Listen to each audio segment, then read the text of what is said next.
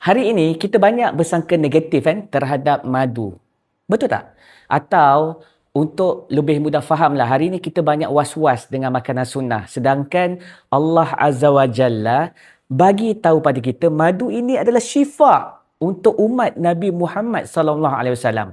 Dan disebabkan kita tidak percaya dengan makanan sunnah, maka sebab itulah hari ini kita cari makanan barat atau perubatan barat yang lebih kita percaya sebab promosi-promosi yang mereka lakukan sangat menarik. Sebenarnya kita mudah untuk didoktrin dengan iklan-iklan mereka dan juga dengan pakar-pakar mereka. Sedangkan pakar seluruh manusia di atas muka bumi ini ialah Nabi Muhammad sallallahu alaihi wasallam. Tapi kita sendiri yang tak endahkan. Nabi sallallahu alaihi wasallam adalah manusia yang paling genius dan paling bijak di atas muka bumi ini.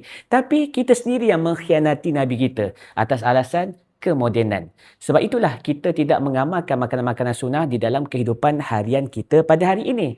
Bila kita jauh dari makanan sunnah dan kita lebih percayakan pelbagai bentuk makanan dari barat, maka natijahnya, sebab itulah pada hari ini yang memenuhi katil-katil di rumah sakit adalah kebanyakannya orang Islam itu sendiri.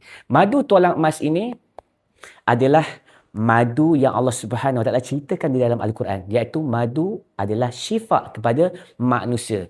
Madu asli yang di dalam hutan tanpa campur tangan manusia adalah madu yang tiada gula sukrus. Sebab itulah madu yang tiada sukrosa ini ianya adalah madu asli yang paling baik di atas dunia, dan kerana itulah harganya keras sedikit lah. Kerana nak dapatkan madu ni, banyak kesukaran yang perlu dirempuhi di dalam hutan belantara. Tapi ianya sangatlah bagus untuk mendapatkan rahmat dari Allah Azza wa Jalla sebab kualitinya yang terjamin.